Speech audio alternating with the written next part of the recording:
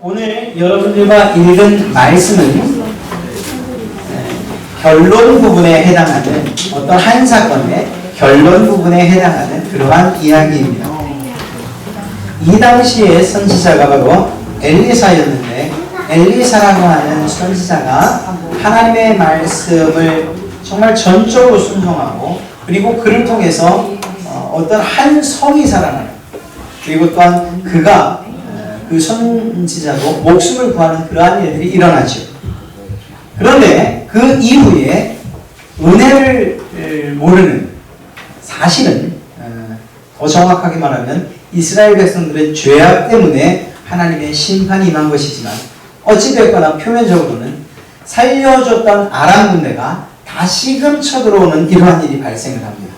그리고 그 일에 대해서 엘리사는 분명하게 예언을 하죠. 너희가 지금은 이렇게 어렵지만 하나님께서 반드시 이 성을 구원해 주실 것이다 라고 그렇게 회복을 선언합니다. 이 상황을 좀 더 자세하게 말씀드리죠. 아람왕 벤 하닷이 쳐들어옵니다. 침공을 합니다. 그리고 사마리아 성, 이스라엘 수도 사마리아 성을 둘러쌉니다. 사실 군사력이나 이런 것으로는 아람 군대를 이길 수가 없었기 때문에 아람 군대가 그냥 직격탄 마냥 그냥 쳐들어와도 아무 상관없었습니다. 그런데 아람 군대의 작전 전략이 그렇지 않았어요. 지공전을 펼쳤고요. 결국 그들을 성 안에 고립시키기로 결정을 합니다. 그래서 사마리아 성을 둘러싼 채로 수없이 많은 시간들이 흘러갑니다. 어떤 문제가 생길까요? 첫째는 식량의 문제가 생깁니다. 고립되고, 그리고 외부에서 물자가 들어오지 못하고 안에서 있는 식량들은 다 고갈이 되고요. 그러다 보니까 물가가 심각하게 오르는데, 그 이야기를 성경은 어떻게 기록하고 있는가? 어떤 물건의 값을 가지고서 그 상황이 아주 안 좋다는 것을 이야기하고 있죠. 가령 나귀 머리 하나가 은 80세겔이나 됩니다. 은 80세겔이라고 하면 노동자 4인 품삯입니다. 그런데 먹을 만한 것, 쓸만한 것이 이 정도 가격이라면 괜찮겠습니다. 이스라엘 사람들, 히브리 사람들에게 있어서의 나귀는 부정한 짐승이에요. 그래서 쳐다보지도 않는 짐승이고, 그저 일하는 데나 부리는 그런 짐승이라는 거죠. 먹지 않습니다. 그런데 어쩔 수 없이 그것을 먹게 되는 상황이 생겨요. 그런데 어디라고요? 머리요. 나귀 머리. 가장 먹기 힘들고, 그리고 먹을 것도 없는 그런 부분. 그러니까 아무 쓸모없는 그런 고기 덩어리 비슷한 그거 하나가 노동자 4일 품삯에 해당하는 그러한 그러한 가치를 지닙니다. 또한 뿐만 아니라 하푼테라고 해서 여물지 않은 콩, 그래서 꼭 비둘기똥처럼 생겼다 그렇게 이야기를 하죠. 이런 먹지 못할, 여물지 않은 이러한 콩이 4분의 1갑, 여기서 갑이라고 하는 건요, 이스라엘 사람들이 계량하는 그러한 그 계량의 단위 가운데 가장 작은 거예요. 그러니까 그 갑에서도 4분의 1에 해당하는 아주 작은, 그러면서도 먹을 것 아닌 이러한 콩이 얼마냐? 또한 이것이 정말 은 5세겔에 팔리고 있는 거예요. 여러분, 이것이 무엇을 말합니까? 사마리아 성이 고립되고 그 가운데에서 정말 굶어 죽는 일들이 벌어지고, 더 심각한 상황이 생깁니다. 그 당시의 왕을 대략 추정하기는 아합의 아들인 여호람으로 추정을 합니다. 여호람 왕이 성을 거닙니다. 도대체 내 백성들이 무슨 어려움들을 당하고 있는가? 사실 그렇게 선한 왕도 아닌데요. 그가 이 성을 거닐다가 요청을 받아요. 우리 좀 나의 억울함 좀 풀어주십시오 하는 어떤 한 여인의 요청을 받습니다. 그 여인의 말인즉슨, 왕이시여, 우리가 저 여자와 내가 약속을 했습니다. 너무 배가 고파서 살아야 되니 우리가 한 약속이 참 해서는 안 될 것이지만 오늘은 너의 아이를 삶아 먹고 내일은 내 아이를 삶아 먹자. 이런 약속을 했다는 거예요. 그리고 그 약속대로 오늘은 그 여인의 아이를 삶아 먹었다. 다음날 되니까 이 아들이 여전히 있는 이 어머니의 마음이 바뀌어요. 그런 약속 안 했다는 거죠. 우리가 어떻게 아이를 잡아먹을 수 있냐?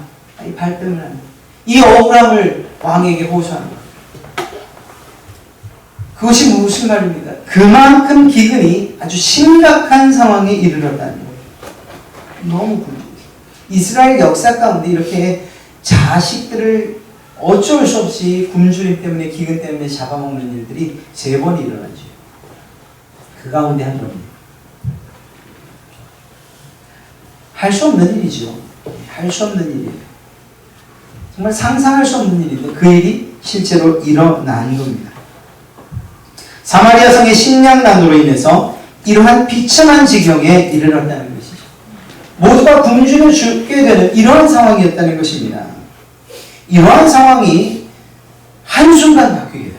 오늘 말씀을 보면 오늘 우리가 읽은 7장 9절과 10절뿐만 아니라 7장 9절부터 쭉 읽게 되면 정말 비극적이고 희망 없고 소망 없던 사마리아 성의 그 상황이 한순간에 바뀌게 되는 것을 보게 됩니다.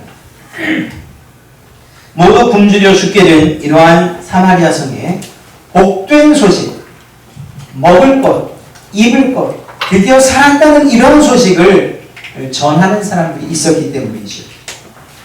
그런데 이 놀라운 소식을 전한 사람들이 누구였는가 하면 문둥병 걸린, 지금 말로 하면 한센병 걸린 사람들 4명이었다는 것입니다. 그들이 매우 용기 있는 그러한 결정을 하고 그리고 그것을 행동으로 옮겼기에 사마리아 성에 있는 모든 사람들이 그 기근으로부터 벗어나 살아나는 생명을 얻게 되는 이러한 일이 생깁니다. 오늘 이 사건을 살펴보며 여러분들과 제가 은혜 받는, 은혜를 누리는 그러한 시간이 되기를 간절히 원합니다. 4명의 문둥병자들, 한센병자들, 사실 복된 소식을 전해준 건 맞아요. 살아날 수 있는 그러한 소식을 전해준 건 맞아요. 그런데 사실 그들의 입장을 살펴보면 소망이 없는 사람들이에요. 문둥병 걸린 4명만 생각하면 그 사람들은 아무런 소망이 없는 사람들이었다고요. 문둥병은 어떻게 알려져 있습니까? 하나님의 저주를 받은 자들이 받는 병으로 알려져 있어요. 아니, 성경이 그렇게 기록하고 있어요. 그러니 그 병든 4명을 바라볼 때에 정상적인 사람들, 그들이 어떻게 바라봤겠습니까? 도대체 무슨 잘못을 저질러서 저런 몹쓸병에 걸렸나? 하나님의 저주가 임한 것이야. 그렇게 손가락질하는 병이라는 거죠. 또 더구나 당시에 이 문둥병은 전염성이 있기 때문에 격리 수용을 했습니다. 그래서 성 밖 혹은 그들이 따로 거주하는 곳을 마련했죠. 우리나라도 그런 지역이 있죠. 바로 소록도가 이런 문둥병자들을 따로 격리시켜 살게 했던 그런 부락이었죠.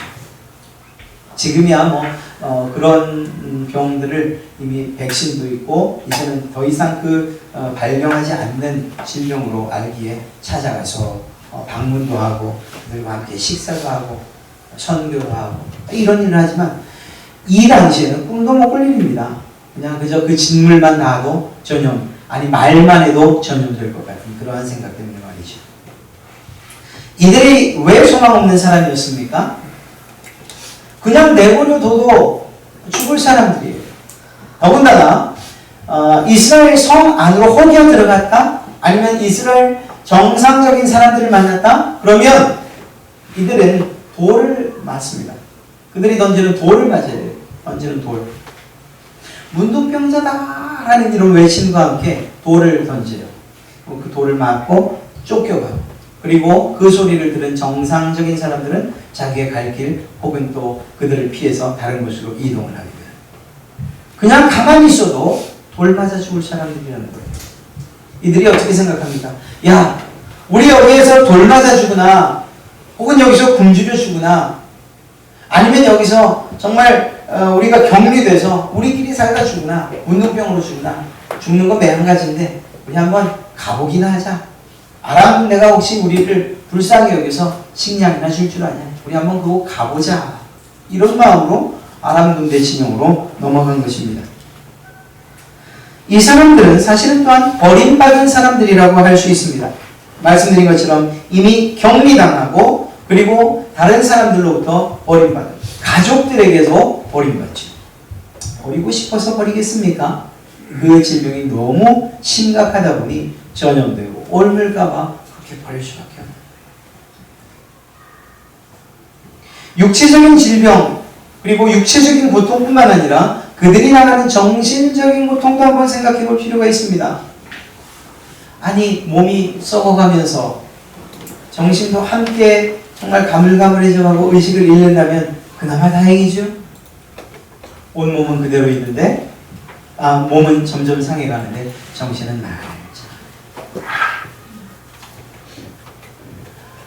고통도 알고 외로움도 알고 그리고 수치스러움도 알고 조롱당하는 것도 알고 오히려 그 마음의 그 질병이 더 심각한 사람들이라고 할 수 있는 거예요.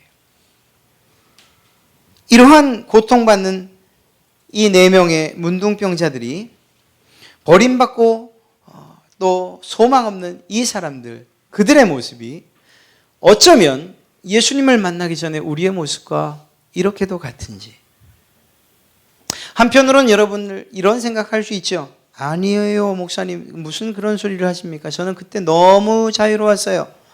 오히려 시간에 얽매이지 않고 돈에 얽매이지 않고 저는 편안하게 살았어요.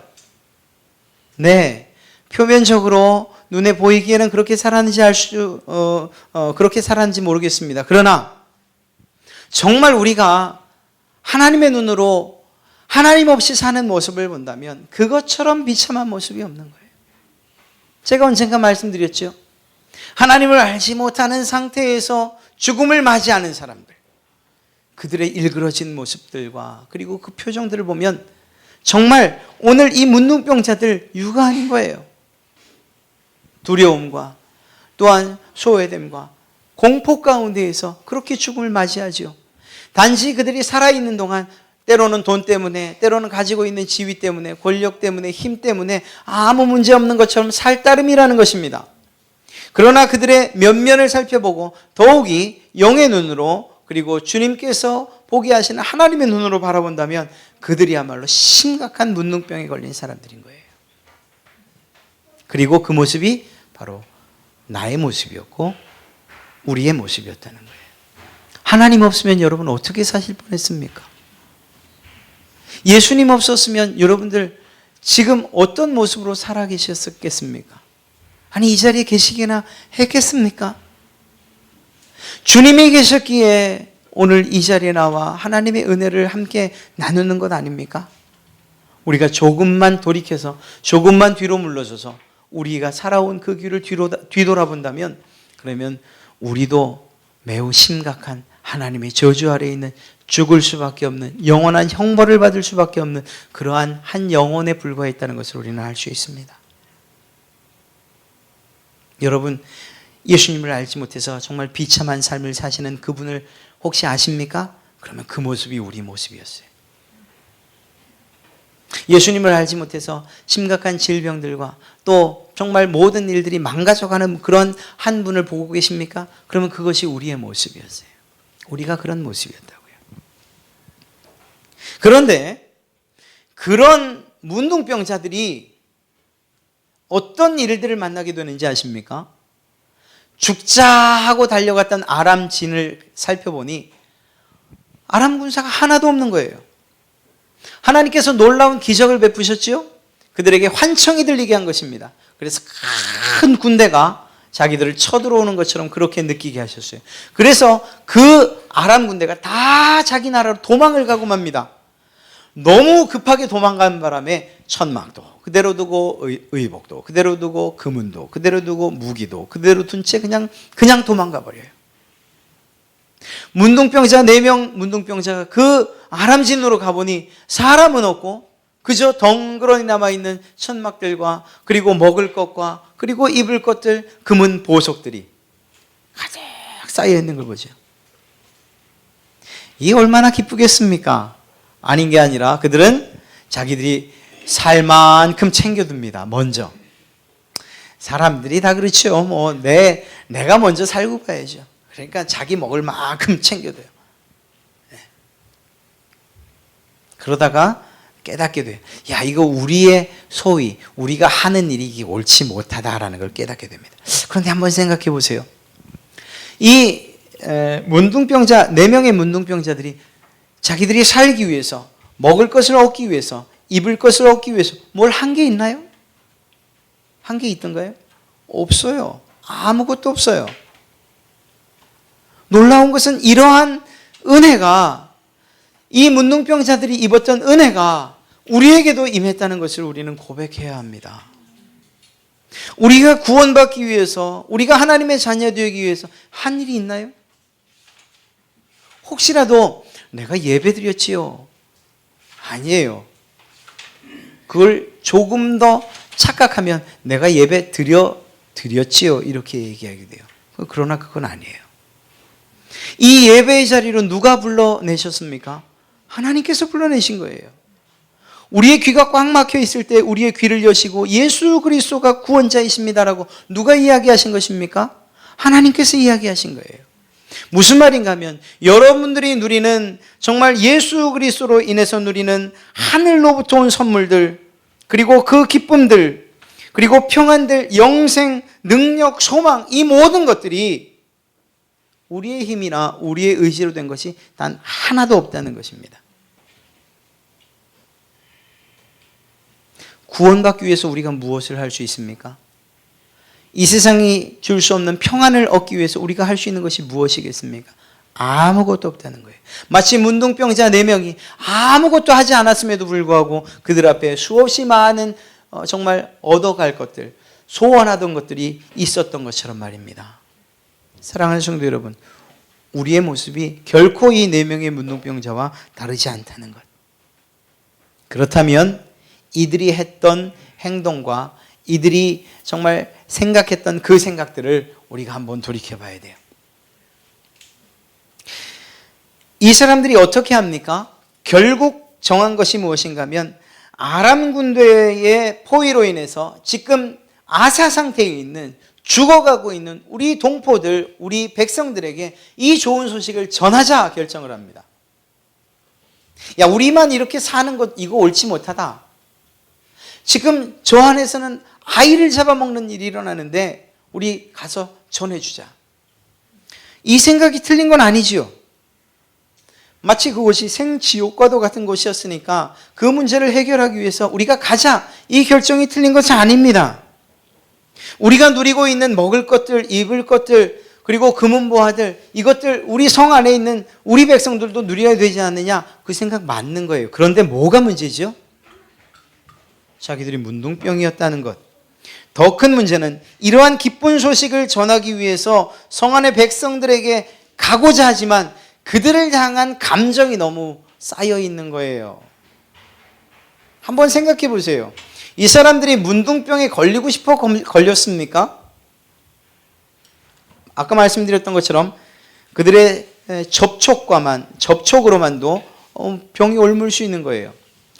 예가 될지 모르지만 요즘 이 땅에서 특별히 아프리카 지역에서 에이즈가 굉장히 많은 지역, 특별히 아이들, 그 아이들이 정말 잘못을 저질러서 그 병에 걸리나요? 아니에요. 어머니들 때문에, 어른들 때문에 그 아이들이 그런 병에 걸리는 거예요. 사실 하나님께서 그 문둥병을 저주의 어떠한 질병으로 사용하기도 하셨겠지만 그렇지 않을 수도 있다는 거예요. 즉 다시 말해 이 4명의 문둥병자들 그들의 상황이 꼭 하나님의 저주, 죄의 결과만이 아니고 자기도 알지 못하는 사이에 걸릴 수 있는 거라는 거죠. 그럼에도 불구하고 어떤 취급을 받죠? 저주받은 자, 죄 많은 자, 더러운 자, 정말 벌레만도 못한 자처럼 취급을 받았어요. 누구에게? 지금 성 안에 있는 그 사람들에게 말이에요. 야, 이 복수하기 좋은 때 아닙니까? 그래? 너희들이 우리를 그렇게 무시했지? 어디 다 굶어 죽어봐라. 이렇게 생각할 수 있는 거예요. 어찌 보면 그 기쁜 소식을 전하는 데 있어서 가장 큰 적이 무엇이었는가? 그 사람들의 마음속에 쌓여있는 그간의 분노, 억울함, 이것이었을 수 있다고요. 그런데 참 감사하게도 이 4명의 문둥병자들은 자기들이 무시당하고 조롱받고 내쫓겼던 이러한 상황들에 대해서 잊는다는 거예요. 그리고 무엇이라고 말합니까? 우리의 소위가 선치 못하다. 다른 말로 표현하면 우리가 이렇게 하는 일이 옳지 않다. 이렇게가 뭡니까? 이거 우리가 이런 좋은 일들을 우리만 아는 것, 우리만 누리는 것, 그리고 안에다가 그 성에다가 전해주지 않는 것, 이것은 옳지 않은 일이다 결정을 하지요. 그리고 즉각적으로 움직입니다. 여러분, 우리가 해야 할 일들이 바로 이러한 문둥병자들의 모습 아니겠습니까? 아까 말씀드린 것처럼 우리야말로 심각한 문둥병자보다 더 심각한 죄의 병에 걸렸던 사람들이에요. 그래서 우리의 결과는 정해져 있었어요. 우리가 죽기만 하면 갈 길이 정해져 있었다고요. 영원한 형벌의 길을 갈 수밖에 없는 사람들이었다고요. 그런데 우리가 원치도 않았고 우리가 그렇게 일하지도 않았고 계획하지도 않았는데 정말 주권적인 하나님의 온전한 뜻으로 여러분에게 그 구원이, 그 은혜가 베풀어진 것이죠. 그렇다면 우리들이 이러한 그 은혜를 받은 자로서 영혼의 양식, 생명의 양식을 얻은 자들로서 마땅히 그렇지 못한 자들, 그래서 지금도 굶어 죽어가고 있는 하나님의 주시는 하늘로부터 내리는 만나가 없어 정말 기근 가운데 있는 그들을 향해서 마땅히 가야 된다는 거예요. 그 사람들이 뭐라 그러죠? 야, 예수 믿는 사람들은 독선적이야. 너도 똑같아. 넌 어쩌면 그렇게 고집이 있으니 난 너처럼 믿으려면 예수 안 믿어 라고 여러분들을 때로는 조롱을 했어도 말입니다. 때로는 여러분들을 사람 취급하지 않았어도 그래도 그것이 억울해서 그래 네가 나를 이렇게 취급해 난 너한테 안 가 이렇게 이야기할 수는 없다는 거예요.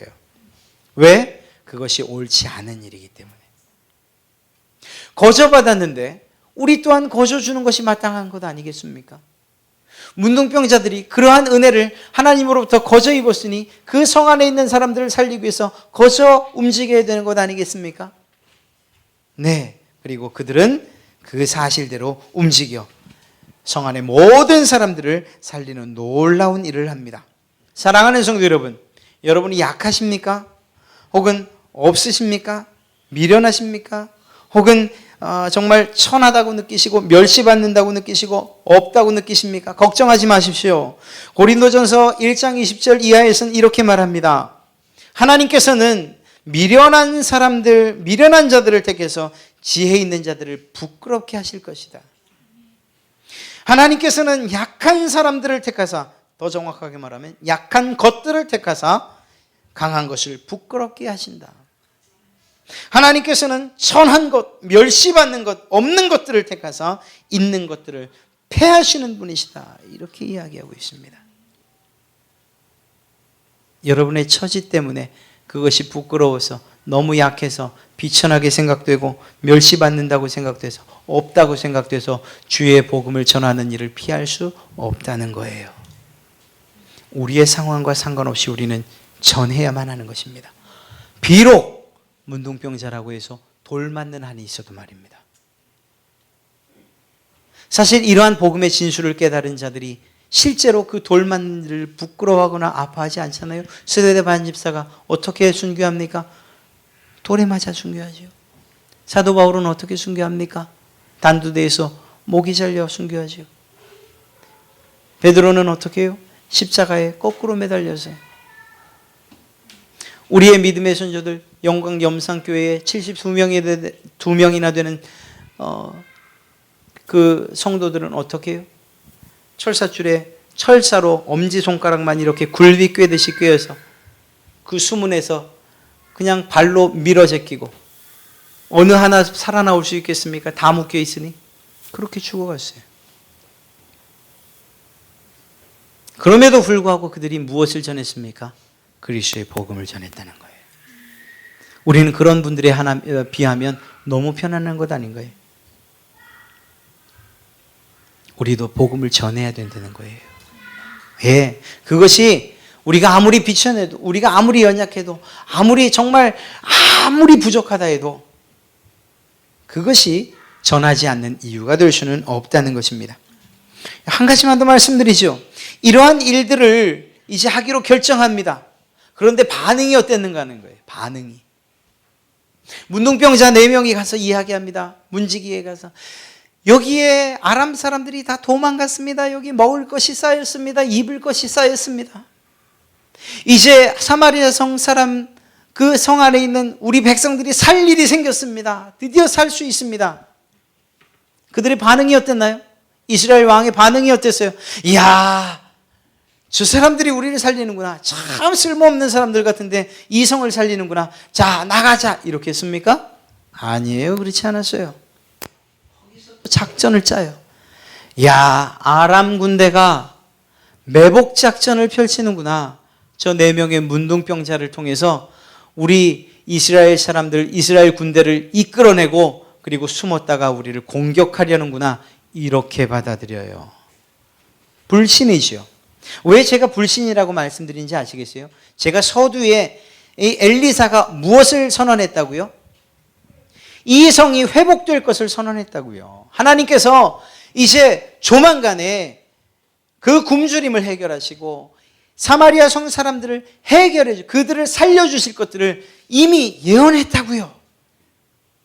그렇다면 그 선지자 하나님의 말씀을 들은 왕은 어떤 자세로 그 문둥병자들의 이야기를 들어야 할까요? 이야, 선지자가 이야기한 그 선언이 바로 이것이구나. 나가자. 이렇게 옳은 거예요. 그런데 그러지 않았다고요.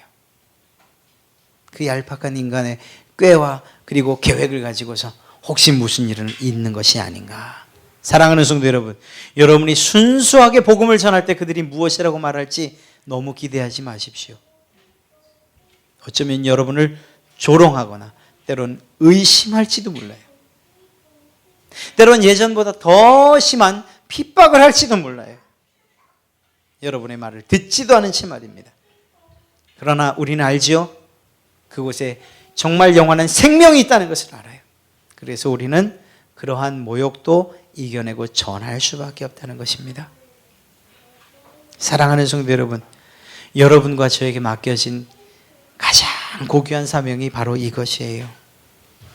여러분의 사랑하는 가족들, 여러분의 사랑하는 친구들, 또 이웃들, 그들에게 복음을 전해야 하는 이유가 바로 여기 있는 거예요. 사는 길을 소개시켜주는 것. 우리가 전하는 대로 그들이 따라오면 삶이 있기 때문에, 생명이 있기 때문에 이 땅에서뿐만 아니라 영원한 생명이 있다는 것을 우리는 확신하기 때문에 그들에게 복음을 전할 수밖에 없는 거예요. 비록 그들이 귀를 막고 듣든지 아니 듣든지 말입니다. 성경에서는 무엇이라고 말합니까? 너희가 때를 얻든지 얻지 못하든지 주의 말씀을 전하라. 그렇습니다.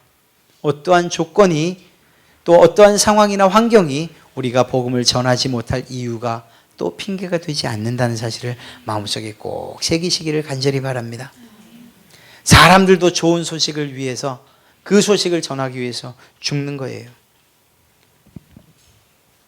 페르시아와 싸우던 두 나라가 있습니다. 스파르타와 그리스 아테네예요. 페르시아 군대가 이 두 나라에 항복을 권유합니다. 그런데 너무나 터무니없는 그러한 조건으로 항복을 권하는 거예요. 물론 페르시아가 힘이 있었죠. 그러자 그것을 거절합니다. 이러한 스파르타와 그리스의 이러한 이 행위를 적대적으로 보고 페르시아가 공격을 합니다. 그런데 조금 온 게 아니에요. 엄청난 대군과 그리고 전함을 몰고서 그리스와 그리고 스파르타를 공격해 옵니다. 그 왕이 다리오 왕, 다리우스 1세였습니다. 이 사실, 이때 이제 그리스를 쳐들어가거든요. 그러자 이때 이 스파르타에 대한 지원군을 요청하게 됩니다.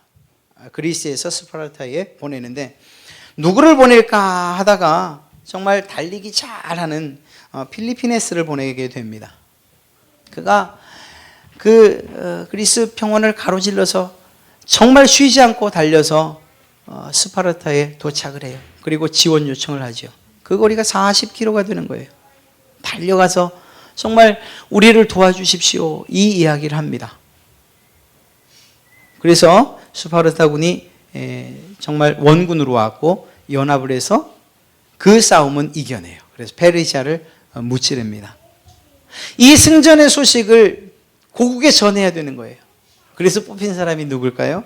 역시 필리피네스입니다. 그런데 그 필리피네스가 열심히 달려가서 그 소식, 우리 아테네가 승리했습니다, 이 한마디 하고 그만 죽어요.